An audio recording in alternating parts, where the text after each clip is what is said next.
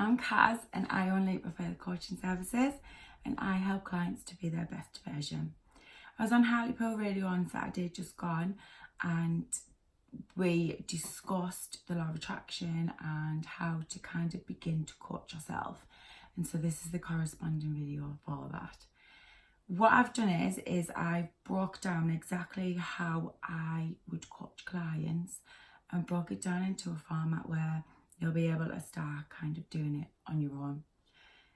The thing to remember with any self-development program or any kind of development program at all, be it exercise or self-development or spiritual, it's going to take a while to sort of sink in.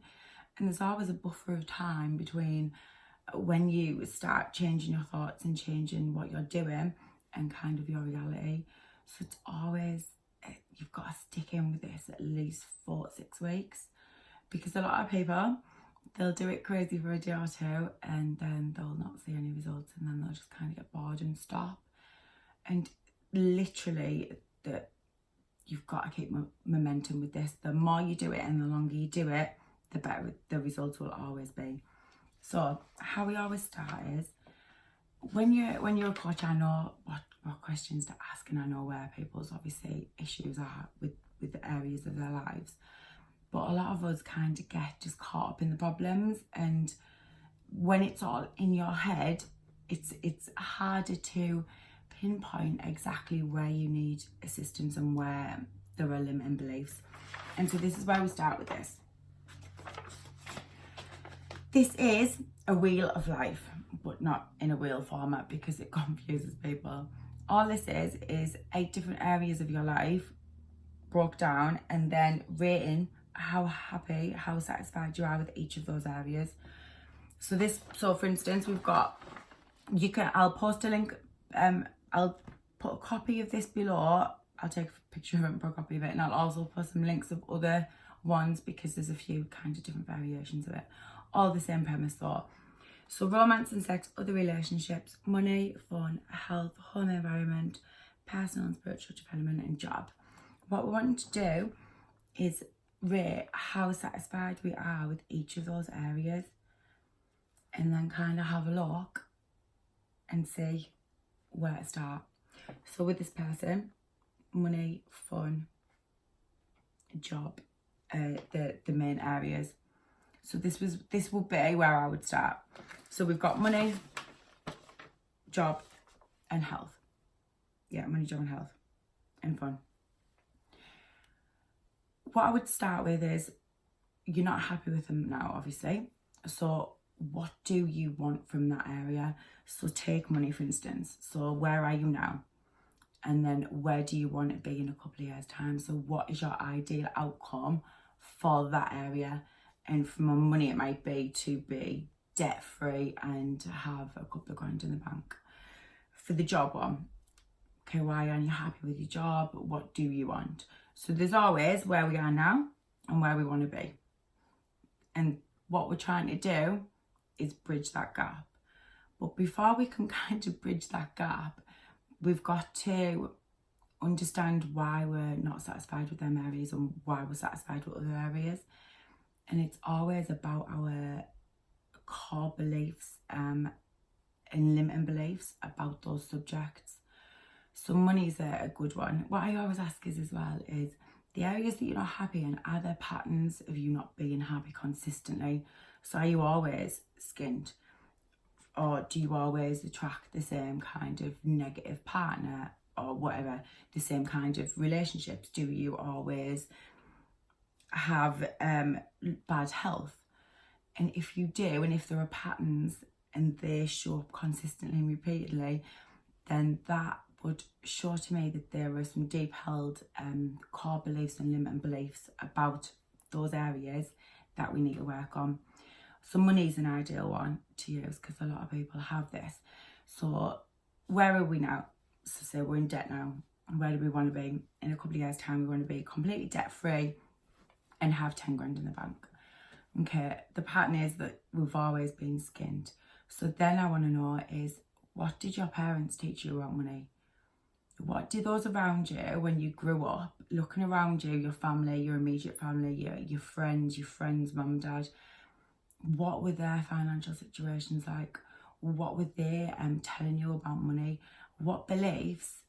It doesn't matter whether you think them or not now.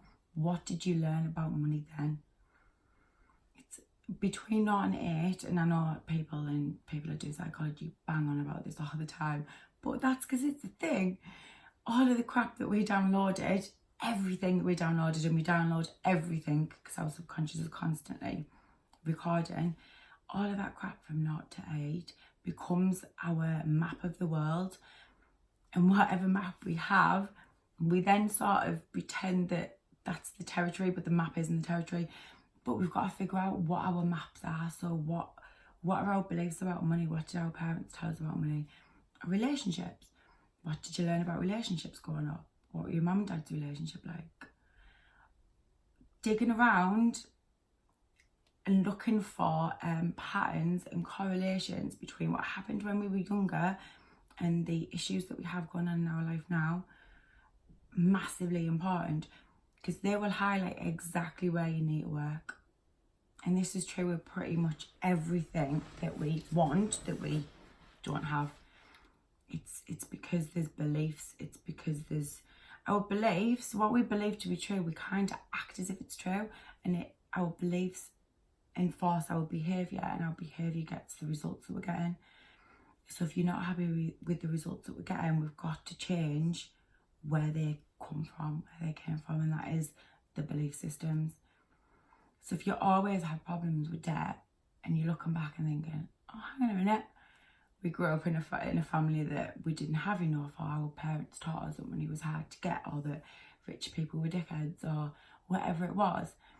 And then you've got a good idea. It's not because the economy is crap that you don't have money. It's not because you don't have a good job that you don't have money, or it's not because you're educated that you don't have money.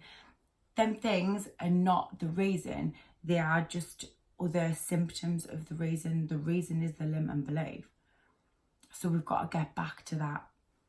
So what do we want? Where are we now? And then what did our parents teach us? What did we learn in our childhood about that? Once you're there, once you've and you're like, oh, I didn't realise. My mum and dad literally downloaded a poverty consciousness kind of belief system into me. And so unless we work on that poverty consciousness belief, or the belief that all men are X, Y, or Z, or the belief that relationships never work out, unless you change that core belief, the results that you're going to get are always going to be the same. So you can want the nice relationship all you want, you can want the money all you want, but until you change your core belief about that, you're not going to be able to get it. You're just going to keep on replaying and getting the same kind of thing that we got before. So once you have worked out what your belief systems are, there's ways to override them. I'll go into that again on another video. But to start off with, it's to recognise what they are, and then to start working on the opposite of them. So for money, you can start working on visualizations for money. You can start doing affirmations for money. There are a lot of law of attraction techniques for anything. So if you've got issues with wanting money, type in law of attraction techniques for money, and it will bring you up a whole range of games, of techniques, of things to do, like visualization, like subliminal hypnosis, like meditation, like the thing where you write on a check and put it in your wallet and read it every day, like Jim Carrey did. Anyway, there's a million different games, because they've been invented by other people, that you can do for every single area. So then it's to start doing games and to focus more on getting your belief system in the right place. A belief's just a thought that you keep on thinking that you've accepted as true. So you've got to override it with new beliefs. So beliefs that relationships can last, and then you do law of attraction techniques on getting relationships, law of attraction techniques on improving health. Anything in every kind of area and problem, there are things that you can do. But it's the understanding that it all comes from a limiting belief that we need to identify and override first. So any questions, post below. I'm going to do a lot more stuff on this. I've got loads more splash diagrams everywhere. So please like and subscribe if you haven't already. And thank you again for joining me. And I will definitely be back soon because the children are back at school now and I've got lots more time. So thank you. Bye.